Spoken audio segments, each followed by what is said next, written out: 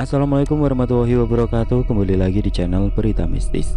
Untuk kisah kali ini masih melanjutkan dari kisah yang sebelumnya, sebuah kisah dari tulisannya Untung Prasetyo. Kisah yang berjudul Selasa Kliwon. Dan sebelum kita lanjut ke ceritanya, tekan dulu tombol like video ini dan jangan lupa tekan juga tombol subscribe channel ini dan nyalakan juga lonceng notifikasinya agar tidak ketinggalan cerita-cerita lainnya dari channel ini. Dan buat teman-teman yang pengen membaca langsung ceritanya, nanti silahkan saja kunjungi linknya yang nanti akan saya sertakan di kolom deskripsi. Seperti apa untuk kelanjutan dari kisah ini? Langsung saja kita masuk ke ceritanya.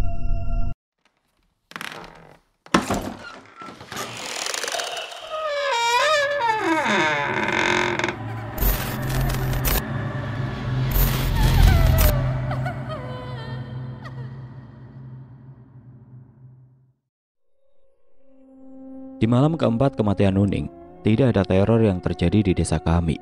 Tapi Mbak Wongso berpesan kepada seluruh penduduk desa untuk tetap berhati-hati, karena kemungkinan teror akan terjadi di malam ganjil. Pak Bandi, Danang dan Mas Adi Jatmiko akhirnya tiba di desa kami setelah adzan asar berkumandang. Setelah melaksanakan sholat berjamaah, Mas Adi pun segera menemui kedua orang tuanya terlebih dahulu sebelum pergi ke rumah Mbak Wongso. Bersama dengan itu, Pak Kades dan Pak Tono mendatangi rumah Mas Adi untuk meminta izin kepada Pak Darmaji dan Ibu Siti agar mengizinkan putranya yang kini memiliki ilmu agama yang kuat untuk membantu menyudahi teror hantu Nining. Malam kelima dari kematian Nining pun datang.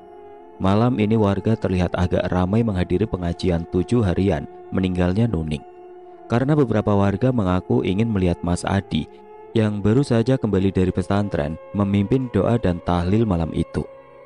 Tidak lupa juga Mbak Wongso yang sudah selesai memimpin kenduri ikut berdoa bersama keluarga Pak Tono dan para warga lainnya.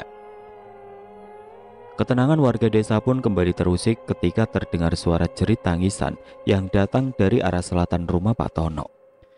Beruntungnya pengajian sudah selesai sekitar 10 menit yang lalu, sehingga seluruh warga yang ada di rumah Pak Tono berhamburan keluar rumah untuk mencari dari mana tepatnya suara itu datang. "Rumah Asi, cepat segera cari tahu apa yang menimpa Asi. Aku akan segera menyusul," ujar Mbak Wongso yang terlihat masih memejamkan kedua matanya. Tanpa pikir panjang, Pak Bandi, Mas Adi dan Bapak segera berlari menuju rumah salah satu sahabatku itu. Setelah beberapa menit berlari dari rumah Pak Tono, sampailah Mas Adi, Bapak, dan Pak Bandi di rumah Asi. Betapa terkejutnya mereka ketika melihat Asi berdiri melayang dengan kedua bola mata menghitam serta wajah yang terlihat sangat pucat. Orang tua Asi yang sudah beberapa kali mencoba menyadarkannya harus terlempar ketika mencoba memegang tubuh Asi.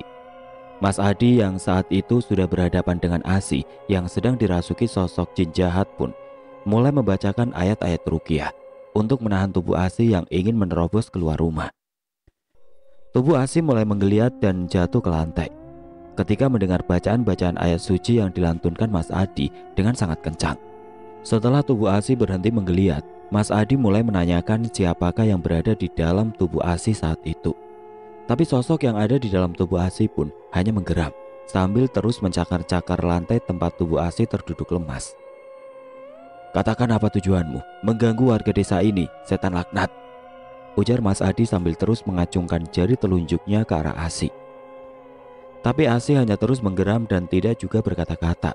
Sampai akhirnya Mbak Wongso datang dan meminta izin kepada Mas Adi untuk mengikat tubuh Asi dengan tali yang digunakan Nuning gantung diri. Mas Adi pun mempersilahkan Mbak Wongso melakukan aksinya untuk terus menginterogasi sosok makhluk yang sedang menguasai tubuh Asi. "Siapa yang menyuruhmu, wahai demit?" tanya Mbak Wongso yang sudah mengikat tubuh Asi dengan sebuah tali berwarna putih kusam.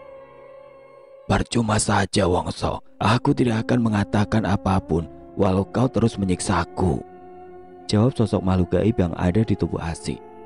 Mas Adi yang merasa kasihan pada Asi lalu kembali membacakan ayat-ayat suci yang dengan seketika membuat tubuh Asi kembali menggeliat.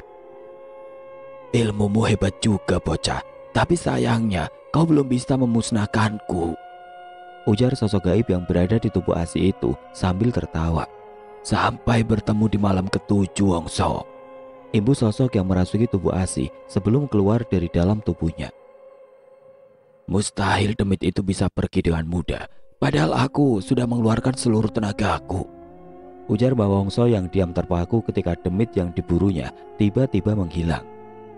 "Tidak apa-apa Mbah, lain waktu insya Allah kita bisa menangkapnya kembali," jawab Mas Adi yang sedang memberikan air doa kepada Asik. "Tadinya aku ingin langsung memusnahkan makhluk itu Mbah, tapi sepertinya hanya makhluk itu yang bisa kita jadikan petunjuk." "Bener Le, tadinya aku mau mengikat makhluk itu dengan aji tali mayit, tapi sepertinya demi tadi memiliki kekuatan yang cukup untuk melarikan diri."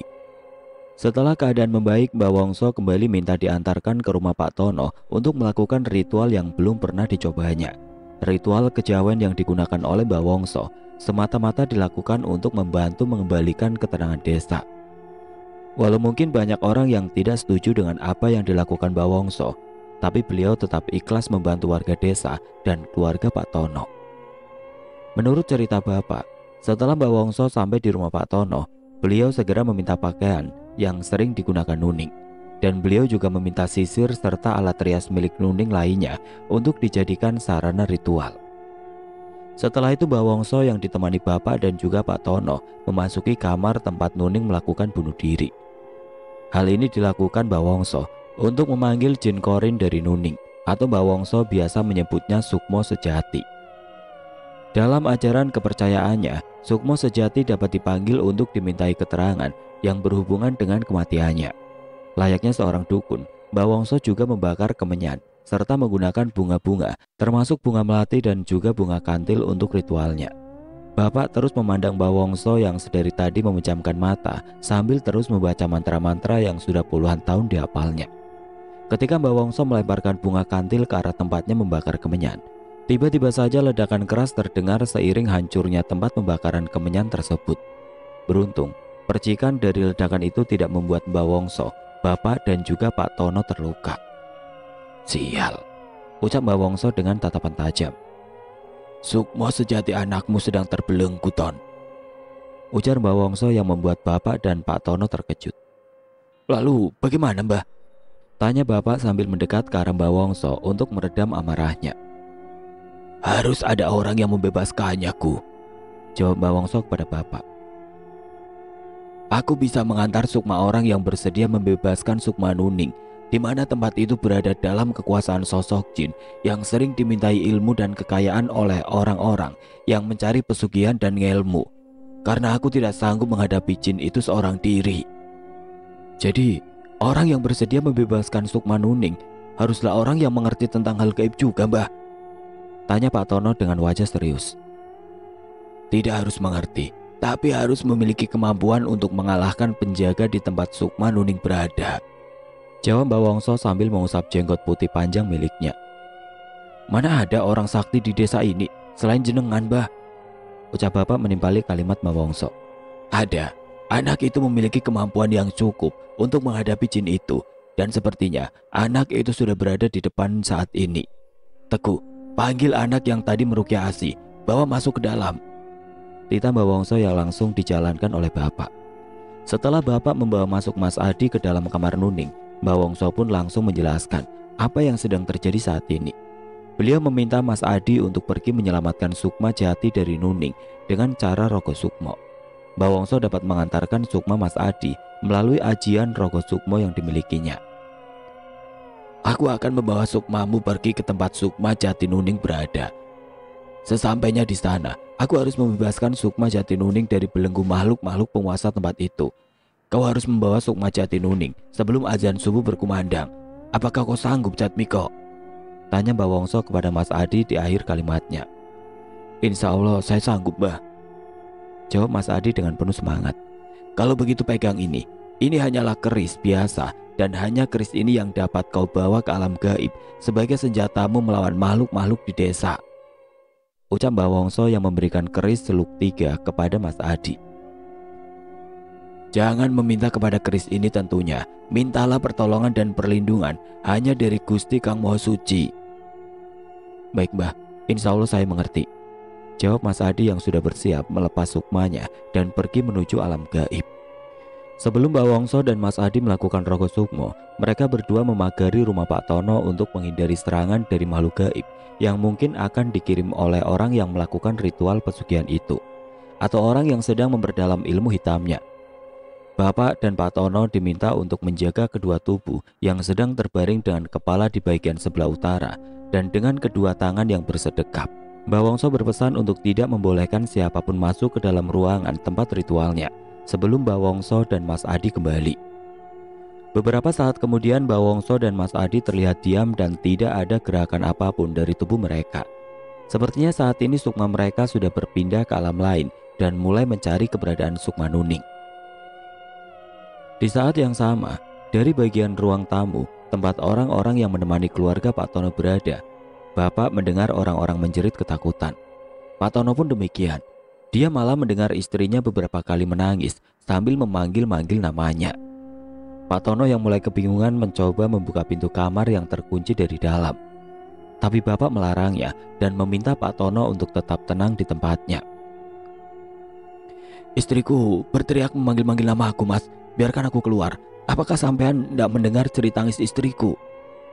Ujar Pak Tono yang terlihat sangat marah. "Sabar, Ton. Istighfar. Tenang," balas Bapak sambil memegang erat tubuh Pak Tono. "Aku memang mendengar suara ribut-ribut dari luar sana, tapi aku tidak mendengar istrimu berteriak memanggilmu." Ibu Bapak yang kini berdiri di balik pintu kamar. "Awas, Mas. Biarkan saya keluar," hardik Pak Tono yang terus memaksa untuk keluar. Dengan kemampuan yang Bapak miliki, Bapak pun membacakan doa-doa yang dihafalnya serta menyalurkan sedikit tenaga dalam ke bagian tangannya untuk membuat Pak Tono sadar bahwa saat ini tidak ada yang berteriak memanggil-manggil namanya. "Bismillah," ucap Bapak sambil menepuk pundak Pak Tono dengan keras. Seketika itu juga Pak Tono lemas dan jatuh terduduk, dan seketika itu juga suara-suara ribut yang terdengar dari luar kamar pun menghilang. "Astagfirullahaladzim," seru Pak Tono yang kini sudah mendapati kesadarannya kembali.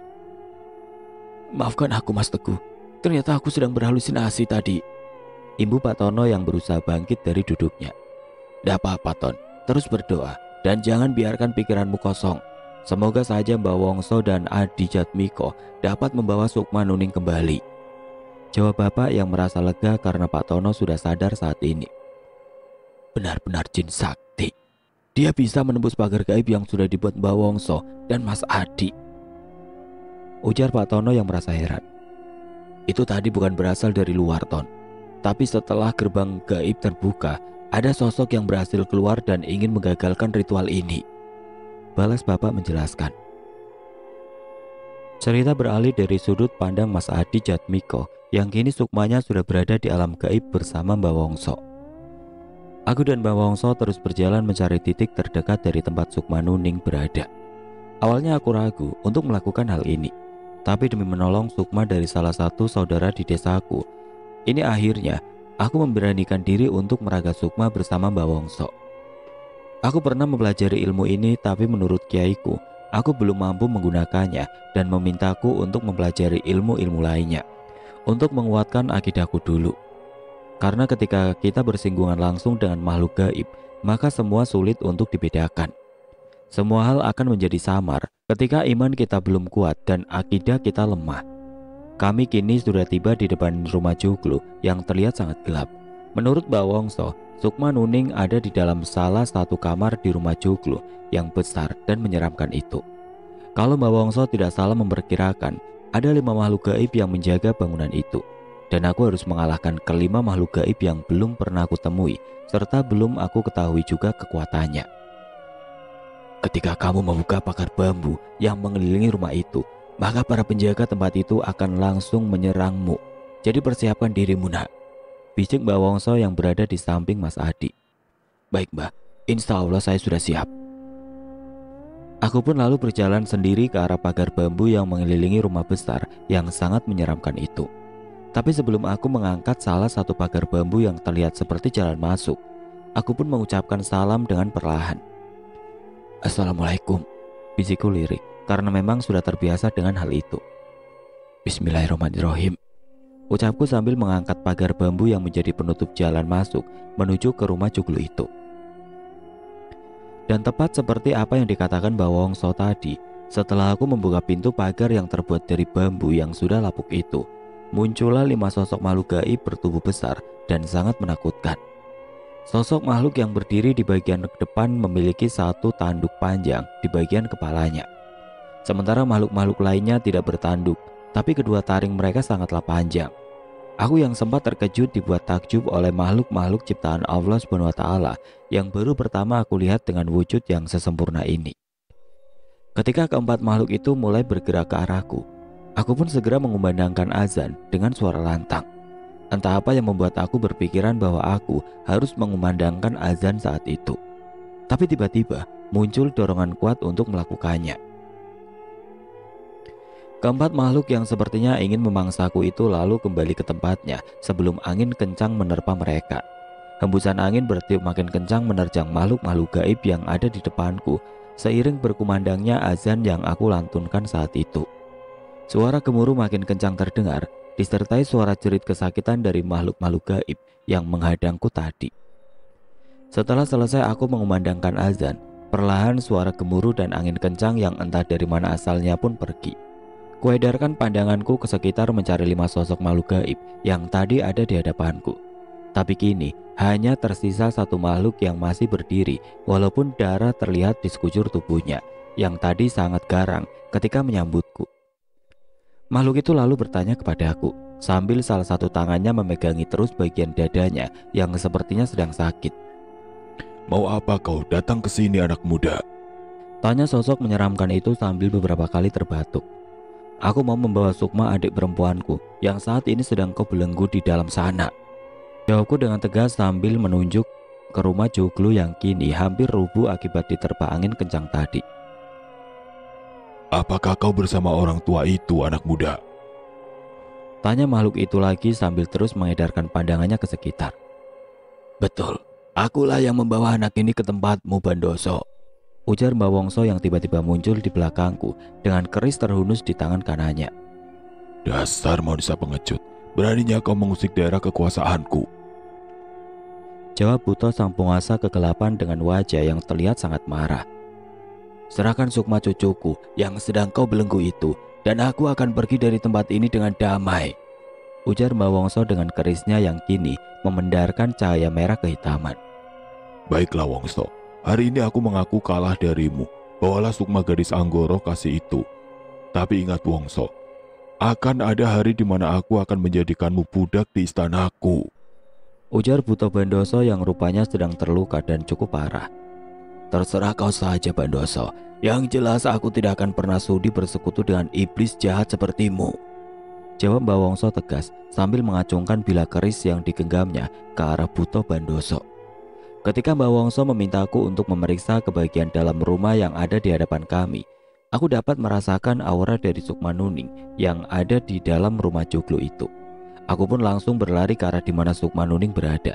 Dan ketika aku sudah menemukannya, hatiku sangat sakit melihat keadaan Sukma gadis lugu yang dulu pernah belajar mengaji denganku di masjid desa.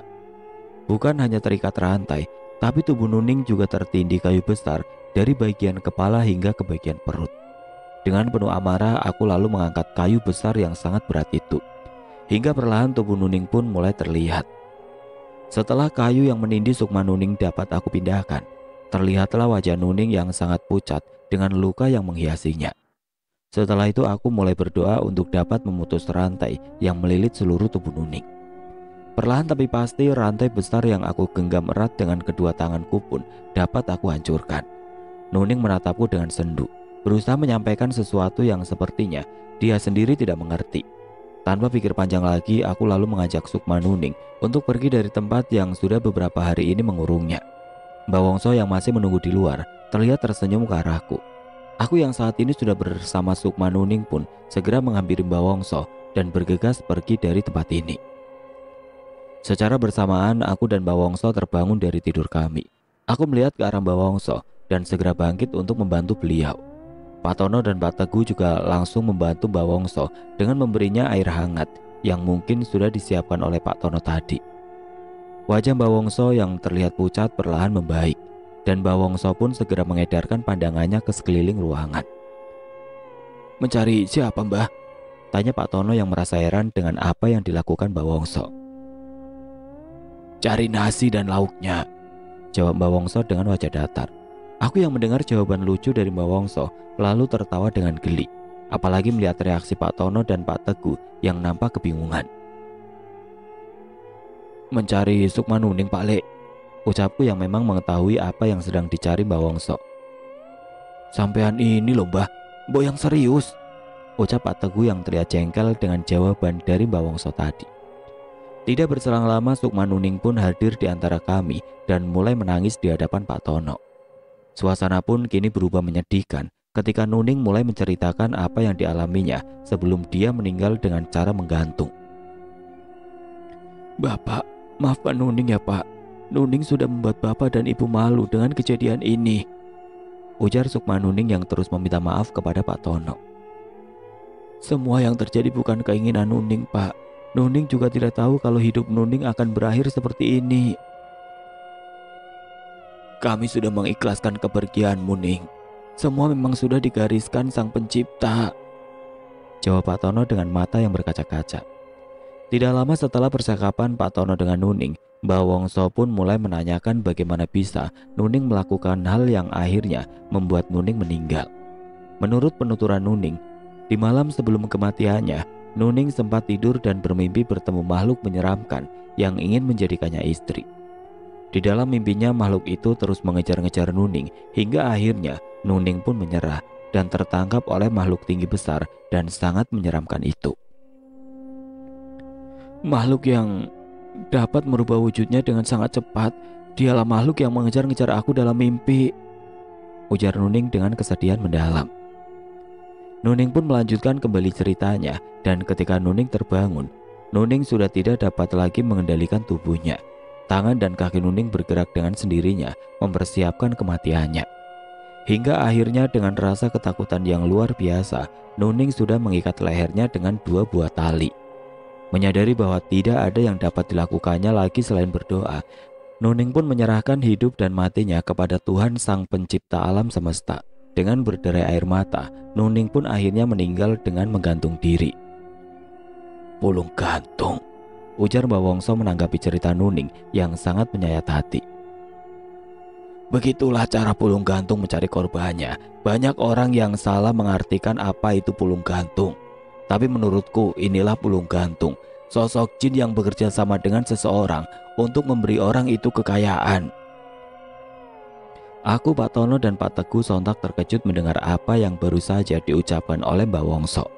Karena konon katanya, penyebab seseorang yang mati bunuh diri dengan cara menggantung adalah bola api yang entah datangnya dari mana dan jatuh di sebuah rumah. Setelah rasa sakit yang teramat sakit aku rasakan, sosok makhluk menyeramkan yang aku temui di dalam mimpiku pun kembali datang dan mengajakku untuk mengikutinya. Tapi aku menolaknya dan aku kembali berlari darinya, ucap Sukma Nuning dengan tatapan mata penuh kesedihan. Tapi setelah ada sosok makhluk yang mengambil jasadku, tiba-tiba aku seperti terhisap oleh pusaran angin besar yang membawaku ke sebuah tempat dan mengurungku di dalamnya. Sampai akhirnya Mbak Wongso dan Mas Adi datang menyelamatkanku. Jadi rupanya Gogor yang mengambil jasadmu adalah orang berbeda, orang yang ingin mendapatkan ilmu dari sosok Bandoso, jin keparat itu, seru Mbak Wongso sambil terus memegangi jenggotnya yang sudah berwarna putih semua. Lalu, apa kau masih ingat di mana orang itu menyimpan jasadmu, Nduk? Tanya Mbak Wongso dengan mimik wajah tenang. Masih, Mbah. Sesaat sebelum aku terbawa oleh sebuah kekuatan besar itu, aku melihat sosok harimau yang berubah menjadi seorang manusia berjalan ke arah bukit di selatan pemakaman desa. Di sana ada sebuah gubuk yang dijadikan tempat ritual oleh orang itu. Di sebelah timur gubuk itu ada sebuah pohon randu besar yang hampir mati. Alhamdulillah Gusti, akhirnya ada jalan untuk mengungkap kematianmu, Nduk. Sekarang tetaplah berada di rumahmu ini, Nduk. Aku akan memagarinya supaya tidak ada makhluk gaib yang mengganggu sukmamu. Kami akan berusaha untuk menyempurnakan kembali sukmamu agar kau bisa kembali kepada Gusti Kang Maha Suci, balas Mbak Wongso. Matur nuwun, Mbah. Terima kasih sudah membantu saya, ucap Nuning yang membuatku tidak dapat lagi menahan air mata. Aku pun menangis mendengarkan apa yang tadi diceritakan oleh Nuning. Setelah sebelumnya aku juga melihat sendiri bagaimana Nuning dibelenggu di tempat Buto Bandoso. Sungguh tragis nasib gadis yang sangat periang dan juga baik hati ini. Dia telah menjadi tumbal dari orang serakah yang ingin mendapatkan kekayaan secara instan, tapi malah berakhir dalam belenggu jin yang sedang membantu seseorang menyempurnakan ilmu hitam miliknya.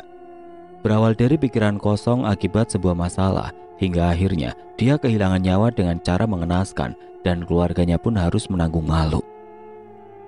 Setelah Sukma Nuning menghilang dari pandangan kami, Mbah Wongso lalu memberikan kesimpulan tentang apa yang sudah dialami almarhum Nuning. "Sungguh naas nasib Mundo," ujar Mbah Wongso sambil menghela nafas panjang. "Pulung gantung adalah makhluk pencari tumbal pesugihan. Makhluk gaib yang satu ini dapat dengan mudah menguasai tubuh seseorang yang pikirannya kosong, bingung, resah, dan penuh kekhawatiran.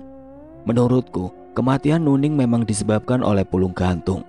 Karena sebelum kematiannya, dia bermimpi bertemu dengan sosok makhluk menyeramkan yang membuatnya kehilangan kendali atas tubuhnya. Gerak tangan dan kakinya sudah diambil alih oleh makhluk yang memang sudah mengincarnya itu. Tapi di sisi lain, ada seseorang yang juga sedang menjalankan ritual ilmu hitam dan sudah lama menunggu seseorang yang meninggal di hari Selasa Kliwon atau hari Anggoro Kasi. Dan ketika kita yang masih hidup lengah, orang itu mencuri jasad Nuning dari kuburannya dengan ilmu malik raga yang dimilikinya." Ibu Mbah Wongso yang membuat aku, Pak Tono, dan Pak Teguh memahami tentang apa yang sebenarnya terjadi. "Malik Rogo jadi gogor, Mbah?" tanya Pak Teguh yang masih penasaran dengan apa yang sudah dijelaskan oleh Mbah Wongso tadi. "Iya, Ku. Gogor Blonteng. Orang yang mengambil jasad Nuning hampir saja memiliki kesaktian yang luar biasa. Tapi sepertinya orang itu akan mendapat masalah besar karena Sukma Nuning telah diselamatkan oleh Nak Jatmiko ini," jawab Mbah Wongso yang menatapku dengan wajah teduhnya. Walau Mbah Wongso adalah penganut paham kejawen, tapi di desa kami beliau adalah sosok sesepuh yang sangat disegani karena tegas dan bijaksana. Mbah Wongso tidak segan membantu warga desa baik diminta secara langsung maupun tidak minta. Mbah Wongso juga selalu berpesan kepada para kami pemuda desa untuk selalu menjaga nama baik orang tua kami dengan istilah mikul nduwur mendem jeruk, menjaga nama baik desa tempat tinggal kami dan melestarikan ragam budaya yang menjadi warisan leluhur dari kami. Mbah Wongso juga memiliki murid yang belajar ilmu kanuragan kepadanya. Tapi kini Mbah Wongso tidak mengharuskan murid-muridnya untuk mengikuti paham yang dianutnya. Justru sebaliknya, Mbah Wongso selalu mengingatkan dan mengajak pemuda-pemuda di desa kami untuk lebih meningkatkan amal ibadah kami kepada Tuhan Sang Pencipta, serta menjauhkan diri dari hal-hal yang merugikan diri sendiri dan orang lain tentunya. "Lalu, apa yang harus kita lakukan, Mbah?" tanyaku yang ingin segera mengetahui siapakah orang yang masih mencari pesugihan dengan bantuan jin serta orang yang juga mencari kesaktian dengan bantuan jin. "Jika tubuhmu masih kuat, ikutlah bersama Naryo dan Danang untuk mengambil jasad Nuning. Biar aku yang meminta Naryo dan Danang untuk pergi ke tempat yang tadi sudah disebutkan oleh Nuning," jawab Mbah Wongso. "Masih, Mbah, insya Allah saya masih bisa pergi ke tempat itu," jawabku dengan semangat. "Nggih, Mbah, biar saya ikut juga ke sana," Ibu Pak Teguh. "Baiklah, jangan ceritakan hal ini kepada siapapun sebelum jasad Nuning ditemukan. Sekarang pergilah keluar rumah ini. Naryo dan Danang sudah menunggu kalian," ucap Mbah Wongso yang membuat aku dan Pak Teguh heran. Bagaimana mungkin Naryo dan Danang bisa tahu secepat itu, padahal Mbah Wongso masih duduk bersama kami dalam kamar milik Nuning. "Apa kalian mau sarapan dulu?" Celetuk Mbah Wongso yang langsung membuat Pak Teguh berdiri dan mengajakku keluar dari dalam kamar Nuning. "Mboten, Mbah, kita masih kenyang, makan asap kemenyan sampean tadi," balas Pak Teguh yang membuat Mbah Wongso tertawa. Sekitar pukul 1:30 pagi, aku, Pak Teguh, Naryo, dan Danang mulai pergi menuju sebuah tempat yang dimaksud oleh Nuning. Jarak dari rumah Pak Tono menuju bukit yang berbatasan dengan perbukitan di pinggir pantai itu sekitar 5 km. Dan kami harus menempuhnya dengan berjalan kaki. Karena untuk bisa sampai ke tempat itu, kami harus melewati jalan setapak menyusuri perbukitan dan ladang serta pemakaman desa. Setelah 1 jam berjalan, akhirnya kami pun mulai melihat pohon randu yang dimaksud oleh Nuning. Dengan sikap waspada, kini kami berjalan lebih berhati-hati lagi. "Lek, sampean pindah depan yo," bisik Narjo yang menghentikan langkahnya. "Walah, muridnya Wiro Sableng kok penaku toyo, Naryo." Balas Pak Teguh yang membuat perutku sakit karena menahan tawa. Asem, bukannya sampean juga merguru sama Mbak Wongso tole? Ujar Naryo yang mulai berjalan kembali. Iya, tapi aku wis lulus. Nah, awakmu kan masih belajar, jadi kamu harus nurut apa kata kakak seperguruanmu ini. Jawab Pak Teguh yang lagi-lagi membuatku ingin tertawa. Tak laporke ke Mbak Wongso lu sampean lek. Mosok gurune dhewe disebut Wiro Sableng. Nanti tak ceritakan sejarah gurumu itu, biar kamu tahu kenapa dia bisa disebut Wiro Sableng. Jawab Pak Teguh yang memang sepertinya sudah sangat akrab dengan Mbak Wongso. Terdengar suara Danang dari arah paling belakang yang membuat kami semua terdiam. Gogor nang, ujar Pak Teguh yang membuat Danang terkejut dan beberapa kali mengumpat. Asem, Bapak Dewi Gendeng, balas Danang yang membuat Pak Teguh tertawa senang. Tidak terasa gubuk yang berada di bawah sebuah pohon randu besar pun mulai terlihat. Dengan perlahan kami lalu mendekati gubuk yang tertutup rapat dengan dinding dari anyaman bambu atau gedek itu. Kami ingin memastikan dulu apakah di dalam gubuk itu ada yang menunggunya atau tidak sebelum kami masuk ke dalamnya. Setelah dapat memastikan bahwa gubuk yang ada di depan kami ini tidak berpenghuni, kami pun mulai mencari pintu masuk dalam gubuk yang berukuran 3 kali 5 meter ini. Kami pun dibuat bingung setelah beberapa kali mengitari gubuk. Kami tidak juga dapat menemukan pintu masuk. Menyadari akan adanya kejanggalan, Pak Teguh memintaku mencari cara agar dapat menembus pagar gaib yang memang terpasang di sekeliling gubuk ini. Selain gubuk ini dipasangi pagar gaib, terdapat juga benda-benda tajam yang dipasang di tanah sekitar gubuk. Beruntungnya kami waktu itu, kami tidak menginjak paku-paku berkarat yang terpasang rapi sebagai perangkap di beberapa tempat. Aku meminta Pak Teguh, Naryo, dan Danang untuk mundur dan sedikit menjauh dari gubuk. Sebelum aku membacakan doa-doa pembuka simpul mayit yang terpasang menjadi dinding-dinding gaib tempat ini, Pak Teguh, Naryo, dan Danang bersiap siaga memperhatikan sekitar gubuk, mengawasi pergerakan sosok gaib yang mungkin akan menyerang kami. Tapi syukurnya, setelah simpul mayit terbuka, tidak ada satupun sosok makhluk gaib atau seseorang pun yang datang. Kini pintu gubuk pun sudah terlihat. Pak Teguh dengan hati-hati mulai membuka pintu yang memang tidak terkunci. Setelah pintu terbuka, perlahan Pak Teguh menyenteri ke dalam gubuk. Dan ketika kondisi benar-benar aman, kami berempat pun bergantian masuk ke dalam gubuk yang memancarkan aura mistis sangat hitam dan menakutkan. Di saat seperti ini, aku terus berzikir dalam hati untuk menetralisir energi jahat yang perlahan mulai datang menyerang kami. Aneh, ini memang tidak terlihat oleh mata kita atau memang tidak ada di sini, Dik? Tanya Pak Teguh yang merasa heran karena tidak melihat adanya jasad menuning di dalam gubuk. Seperti mendapat sebuah bisikan, aku pun meminta Pak Teguh, Danang, dan Aryo untuk segera keluar dari dalam gubuk ini. Tapi di luar gubuk, terdengar suara auman harimau yang membuat nyali kami menciut. Aku dan Pak Teguh saling beradu pandang, dan entah apa yang dipikirkan Pak Teguh, tiba-tiba dia berlari keluar dan menghampiri suara harimau yang tadi kami dengar. Aku meminta kepada Danang dan Naryo untuk tetap berada di dalam gubuk. Sementara aku keluar menyusul Pak Teguh yang saat ini sedang berhadapan dengan sosok harimau jadi-jadian yang sering disebut Gogor itu. Apa mau pikir kami takut dengan macan jadi-jadian sepertimu? Ujar Pak Teguh yang terlihat sangat tenang berhadapan dengan harimau yang besarnya hampir sebesar sapi dewasa itu. Maju, tak pateni sisan gue. Ibu Pak Teguh yang tiba-tiba mengeluarkan keris dari balik punggungnya. Jalmo moro, jalmo pati, ujar Pak Teguh yang sudah menghunus keris pusakanya. Entah merasa takut atau kasihan, harimau jadi-jadian itu membalikan tubuhnya dan dengan cepat melompat ke arah semak-semak lalu menghilang. Wah, sampean hebat yole, ujar Naryo dan Danang yang ternyata sedari tadi mengintip di depan pintu gubuk. Aku tiba-tiba mendengar kembali ada yang berbisik meminta agar Naryo dan Danang segera keluar dari dalam gubuk. Aku pun berteriak memanggil keduanya agar dengan cepat berlari keluar gubuk. Dan setelah kami semua berada di luar gubuk, tiba-tiba muncul api besar dari dalam gubuk yang dengan cepat membakar seluruh bangunan kecil itu.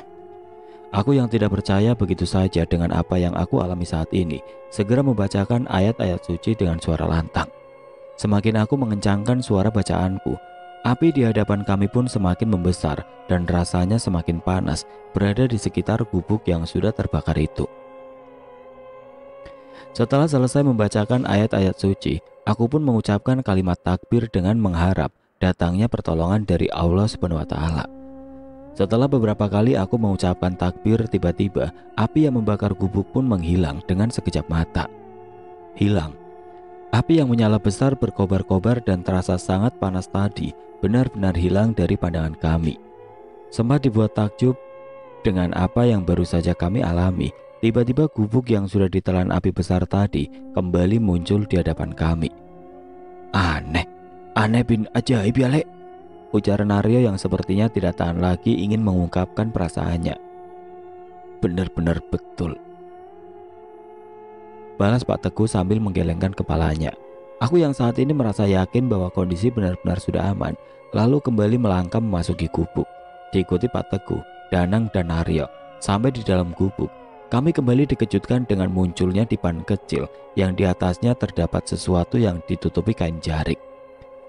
Ayo, jangan pada melongo, ini yang kita cari dari tadi, celetuk Pak Teguh yang sepertinya sudah mengetahui bahwa itu adalah jasad Nuning.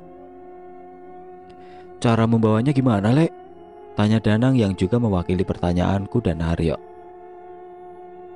Digendong kemana-mana, jawab Pak Teguh yang malah membuatku tertawa. Wis, santri kok cengengesan, serga Pak Teguh yang menepuk pundakku. Yang serius toh, Lek, ujar Naryo yang merasa jengkel dengan Pak Teguh. Iya. Sekarang kita cari kayu untuk bikin tandu. Kalau ada bambu, itu lebih bagus lagi, Ibu Pak Teguh dengan serius. Setelah menemukan kayu yang cukup untuk membuat tandu, kami pun mulai mengikat kayu-kayu tersebut dengan kuat. Ketika tandu sudah siap, kami pun bergantian menjalankan sholat subuh sebelum membawa jasad Nuning pulang. Setelah menyelesaikan sholat subuh, kami pun mulai membawa jasad Nuning setelah sebelumnya memastikan bahwa yang ada di dalam gubuk itu benar-benar jasad Nuning. Jasad yang sudah hampir 1 minggu itu sama sekali tidak berbau dan juga belum membusuk. Wajah Nuning hanya terlihat seperti orang yang sedang tidur. Sungguh semua kejadian yang aku alami malam ini benar-benar tidak masuk akal dan di luar nalar. Ketika matahari mulai terbit, kami pun sudah memasuki desa.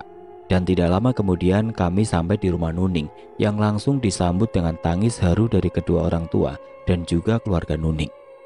Aku, Pak Teguh, Danang dan juga Naryo memilih beristirahat di samping rumah Pak Tono yang tidak jauh juga dari rumah Bule Sri. Ketika kami sedang menikmati kopi dan goreng pisang, Mbah Wongso datang menghampiri kami dan memberikan kabar yang sangat mengejutkan kami. Bekas luka di bagian leher Nuning menghilang.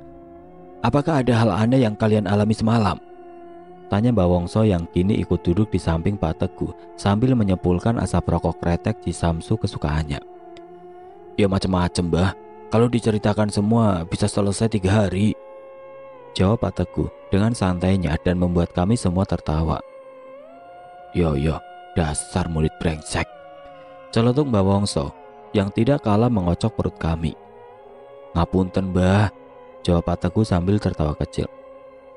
Gubuk yang menjadi tempat jasad Nuning dipagari dengan ilmu simpul mayit, Mbah. Selain itu, sebelum kami menemukan jasad Nuning, ada gogor yang mendatangi kami, Mbah. Tapi saya mengusirnya dengan keris yang jenengan berikan dulu. Dan setelah gogor itu pergi, gubuk itu sempat terbakar hebat. Tapi anehnya setelah Mas Adi membacakan ayat-ayat Al-Quran dan terus bertakbir, api yang menyala sangat panas itu tiba-tiba menghilang dari pandangan kami.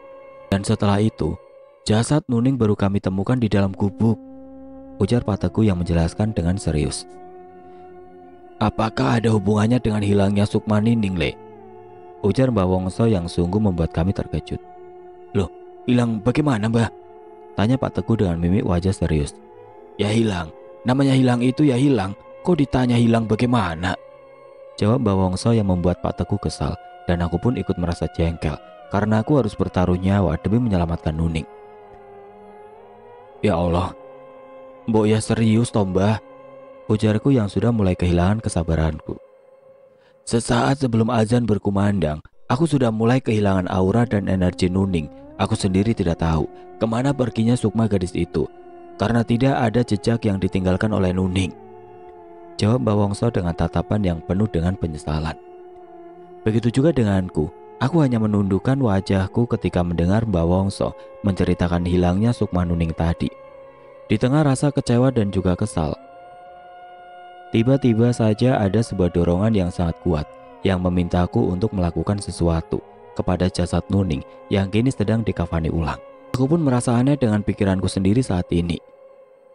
Aku mencoba untuk memejamkan mata agar bisa fokus kembali. Tapi keadaan menjadi semakin aneh untukku. Kini aku tidak dapat mendengar suara orang-orang yang ada di sekitar. Telingaku seperti tersumbat sesuatu dengan kencang. Hingga tidak ada suara yang dapat aku dengar. Dan tiba-tiba saja ada suara yang memintaku untuk mengambil benda-benda yang ada di dalam mulut jenazah Nuning sebelum jenazahnya selesai dikafani. Suara itu sangatlah samar, tapi dapat aku pahami dengan jelas apa maksudnya. Aku yang merasa bingung pun mengedarkan pandanganku ke sekitar, berusaha mencari sosok yang telah membisikkan suara di telingaku. Setelah suara itu menghilang, aku segera mengajak Mbah Wongso dan Pak Teguh untuk melihat jenazah Nuning sambil menjelaskan apa yang baru saja aku alami tadi. Aku juga menjelaskan kepada Pak Tono dan keluarganya tentang hal aneh yang menimpaku tadi. Dengan seksama dan dapat meyakinkan mereka, Mbah Wongso yang sepertinya tahu tentang apa yang aku maksud, lalu meminta Dewi dan Lek Sri untuk membantu menyangga tubuh Nuning dari belakang. Setelah itu Mbah Wongso memintaku untuk melakukan apa yang aku dengar tadi dengan dibantu Dewi dan Lek Sri serta beberapa ibu-ibu yang sedang mengurus jenazah Nuning di rumah Pak Tono. Setelah Lek Sri membuka mulut Nuning dengan tangannya, aku lalu membaca doa ruqyah yang sering aku bacakan ketika meruqyah seseorang. Dan tiba-tiba dari dalam mulut Nuning keluar rambut yang menggumpal dengan jumlah yang sangat banyak. Orang-orang yang ikut menyaksikan kejadian aneh ini pun terkejut dan sebagian merasa ketakutan. Setelah semua rambut panjang dan beberapa rambut yang bergumpal dapat aku keluarkan dari dalam mulut Nuning, aku meminta Dewi dan Lek Sri merebahkan kembali tubuh Nuning. Hal yang menurutku paling aneh dan membuat hampir semua orang pergi meninggalkan jasad Nuning pun terjadi. Entah bagaimana aku harus mengungkapkan ini semua karena kejadian ini sungguh di luar akal sehat manusia. Tubuh Nuning perlahan bergerak dan tiba-tiba Nuning terbatuk lalu bangkit dan kini duduk terdiam. Para tetangga dan saudara-saudara dari keluarga Pak Tono pun sebagian lari berhamburan keluar karena takut akan hantu Nuning yang sudah beberapa hari ini meneror warga. Lek Sri dan Dewi yang awalnya merasa takut kini perlahan mendekati Nuning dan langsung memeluk erat Nuning dengan tangis yang menggema. "Alhamdulillah ya Allah, Gusti, kamu masih hidup, Ning," ujar Lek Sri dengan tangis harunya. Hal sama pun dilakukan Dewi yang segera memeluk Nuning dan menumpahkan tangis bahagianya. Tubuh Nuning mulai gemetar seperti orang yang sedang kedinginan. Mbah Wongso pun segera meminta baju tebal untuk dipakaikan ke tubuh Nuning. Dan setelah itu, Mbah Wongso kembali meminta air hangat untuk diberikan kepada Nuning. Perlahan-lahan orang yang tadi berhamburan keluar rumah pun kembali masuk untuk melihat kondisi Nuning yang kini hidup kembali. Aku, Mbah Wongso dan Pak Teguh pun dapat memastikan bahwa kini Nuning memang hidup kembali karena tubuhnya kini perlahan kembali menghangat. Dan wajah pucatnya perlahan kembali normal dengan suara detak jantung yang juga terdengar normal. Semua mungkin saja terjadi bila Allah menghendakinya, bisikku dalam hati. Mbah Wongso yang melihatku kebingungan pun perlahan mengajakku untuk keluar rumah dan menjelaskan apa yang telah terjadi kepada Nuning. Sebelum aku dapat menjelaskan apa yang sebenarnya terjadi kepada Nuning, aku akan menanyakan beberapa hal kepada Mujad Miko, ujar Mbah Wongso yang kini duduk bersamaku di depan rumah Lek Sri. "Apa yang tadi kau rasakan dan kau dengar, Le? Apakah itu sebuah bisikan telingamu atau sebuah dorongan di hatimu?" tanya Mbah Wongso yang menatapku dengan wajahnya yang terlihat sangat bijaksana. "Awalnya aku merasa adanya dorongan yang sangat kuat dari hatiku untuk segera menghampiri jenazah Nuning, Mbah. Setelah itu pendengaranku agak terganggu dengan suara mendengung dan tiba-tiba aku kehilangan pendengaranku, Mbah. Kedua telingaku rasanya seperti tersumbat sesuatu." Ujarku menjelaskan apa yang aku alami sebelum mengajak Mbah Wongso dan Pak Teguh untuk menghampiri jenazah Nuning tadi. "Setelah kau kembali ke tempatmu belajar ilmu agama nanti, ceritakan apa yang kau alami ini kepada kiaimu. Minta tolonglah kepada beliau untuk menghilangkan apa yang tadi sempat kau rasakan. Karena itu adalah jin yang ada di dalam dirimu saat ini. Aku tidak tahu apakah itu baik untukmu atau justru malah menjadikanmu berpaling dari Gusti Kang Maha Kuwasa.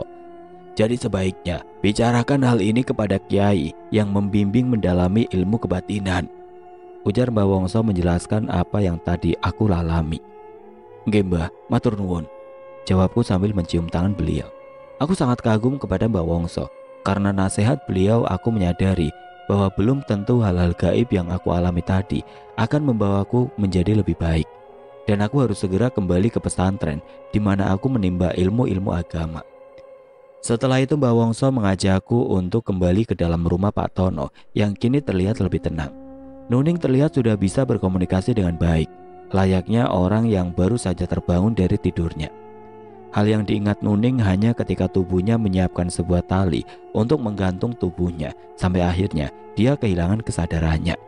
Nuning juga merasa itu semua hanyalah mimpi, tidak ada lagi hal yang diingatnya lagi. Kini kebahagiaan kembali menyelimuti keluarga Pak Tono yang bisa kembali berkumpul dengan anak kesayangannya. Sahabat-sahabat Nuning pun ikut merasakan kebahagiaan yang tidak terhingga setelah merasakan kesedihan karena kejadian tragis yang menimpa Nuning. Menurut Mbah Wongso, Nuning adalah anak ontang-anting, anak sematawayang yang dalam tradisi Jawa harus diruat untuk menghindari berbagai macam kesialan. Yang menurut kepercayaan masyarakat Jawa, ruatan anak tunggal harus dilakukan sebelum anak menginjak remaja. Hal itu dilakukan semata-mata untuk menghilangkan sangkala atau malapetaka yang mulai mengincarnya. Karena Nuning sudah melewati usia remaja dan dia adalah seorang perempuan yang lahir pada hari Selasa Kliwon atau hari Anggoro Kasi, maka banyak makhluk-makhluk gaib yang menyukainya. Dan karena Nuning belum diruat, maka Nuning masih berbau harum di kalangan makhluk-makhluk gaib. Hal itu dimanfaatkan oleh orang-orang yang tahu bahwa Nuning adalah anak ontang-anting yang lahir pada hari Anggoro Kasi, yaitu hari Selasa Kliwon. Orang yang tidak bertanggung jawab itu tega menumbalkan Nuning untuk memperkaya diri dan keluarganya. Mereka melakukan itu dengan cara mengirim langsung cincin perewangan mereka untuk mengambil langsung sukma Nuning. Mungkin hal itu ada kaitannya juga dengan misteri pulung gantung, tapi Mbah Wongso tidak menjabarkannya lebih luas lagi. Mbah Wongso hanya fokus membahas apa yang telah menimpa Nuning. Beruntungnya, setelah sukma Nuning keluar dari dalam tubuhnya dengan cara menggantung, sosok jin yang membuat Nuning melakukan bunuh diri itu tidak dapat langsung menangkap sukma Nuning, karena mungkin masih ada sosok gaib yang melindungi sukma Nuning. Tapi entah sebuah keberuntungan atau sebuah kesialan yang datang lagi kepada Nuning ketika ada orang yang ingin menyempurnakan ilmu hitamnya dan sudah lama menunggu kematian seseorang di hari Selasa Kliwon. Orang tersebut dengan ilmu kanuragan yang dimilikinya lalu mencuri jasad Nuning yang sebenarnya belum mati sempurna. Jasad Nuning dibawa ke sebuah tempat untuk dijadikan media ritual. Karena jasad Nuning sudah dikuasai seorang itulah, maka dengan sendirinya sukma Nuning tertangkap oleh jin yang bersekutu dengan orang yang sedang menyempurnakan ilmu hitamnya. Mbah Wongso yang sudah hafal dengan kasus kemunculan gogor atau macan jadi-jadian yang mencuri jasad Nuning, akhirnya mencari tahu apa kaitannya dengan kematian Nuning yang sepertinya disebabkan oleh pulung gantung. Karena sangatlah jarang orang yang mati bunuh diri karena pulung gantung, lalu jasadnya diambil gogor atau macan jadi-jadian. Dan hal yang membuat Mbah Wongso menjadi yakin akan adanya kejanggalan tentang kematian Nuning adalah munculnya hantu yang meneror warga desa. Hantu itu adalah jin pencari tumbal untuk menggantikan sukma Nuning yang sudah berada di tempat lain. Beruntungnya tidak ada lagi korban dari jin jahat itu. Di malam ketujuh, aku, Mbah Wongso, Pak Teguh, Naryo, Danang, dan hampir seluruh warga desa kembali berkumpul di rumah Pak Tono. Pada malam itu, Pak Tono kembali menggelar acara pengajian atau syukuran atas kembalinya Nuning. Setelah acara pengajian selesai, acara dilanjutkan dengan acara ruatan sederhana dan pementasan wayang tunggal sebagai simbol dari acara ruatan tersebut. Setelah selesai acara syukuran dan ruatan, warga desa kembali digegerkan dengan berita kematian Herman dan keluarganya. Lalu kabar yang sama pun datang dari desa sebelah yang mengabarkan kematian dari seseorang yang dianggap orang paling sakti di daerah itu. Kematian keluarga Herman sangatlah tragis. Mereka mati bersamaan dengan terbakarnya rumah kontrakan yang ditempati keluarganya di daerah Semarang. Menurut cerita yang beredar, seluruh keluarga yang menjadi korban kebakaran itu tidak ada yang berteriak minta tolong ketika api mulai melahap bangunan yang menjadi tempat tinggal mereka. Sebagian warga di sana meyakini bahwa sebelum terjadinya kebakaran yang menghabiskan rumah itu, seluruh keluarga Herman sudah meninggal karena sosok makhluk gaib. Hal itu dapat disimpulkan oleh warga sekitar, karena sebelum rumah kontrakan mereka terbakar, Keluarga Herman mengalami beberapa kali kesurupan dan warga pun sering melihat sosok menyeramkan berdiri di atas genteng rumah itu. Sementara dukun sakti dari desa sebelah mati diakibatkan tertindih batu besar yang tiba-tiba menggelinding ke arahnya dari bukit yang berada di belakang rumahnya. Menurut keluarga di atas bukit itu, sebenarnya tidak ada batu yang besarnya hampir seukuran kendaraan roda 4. Entah batu itu datang dari mana, tapi keluarga korban mendengar suara gemuruh berasal dari atas bukit belakang rumahnya. Mayat sang dukun pun hancur dan tertindih batu besar di dalam kamar tempatnya melakukan ritual. Keadaan desa kembali aman dan tentram. Pak Tono dan istrinya memutuskan untuk tidak kembali ke Pulau Sumatera dan memilih hidup bertani di desanya. Nuning, Dewi, Yuni, Asih, dan beberapa gadis sebayanya kembali bermain dan bersenda gurau bersama. Aku pun kembali ke daerah Jawa Timur untuk memperdalam ilmu agamaku. Pesan dari Mbah Wongso pun masih aku ingat, dan aku lalu menceritakan semua kejadian yang menimpa desaku kepada kiai sepuh yang memiliki pesantren tempat aku menimba ilmu. Banyak hal yang beliau sampaikan, dan beliau pun mengajariku beberapa ilmu dan amalan-amalan untuk menghadapi makhluk-makhluk gaib. Mbah Yai juga memintaku untuk belajar ilmu Rogo Sukmo dari Mbah Wongso, karena Mbah Yai tahu bahwa Mbah Wongso adalah seorang kiai juga dan pemeluk agama Islam. Tapi beliau menyembunyikannya dari warga desa yang sudah menganggap Mbah Wongso penganut ajaran ilmu kejawen. Sesuatu bisa saja terlihat buruk di mata kita, tapi ternyata sangat mulia di mata Sang Pencipta. Itulah hakikatnya ilmu dan itulah ilmu hakikat. Oke teman-teman, sekian untuk kisah kali ini.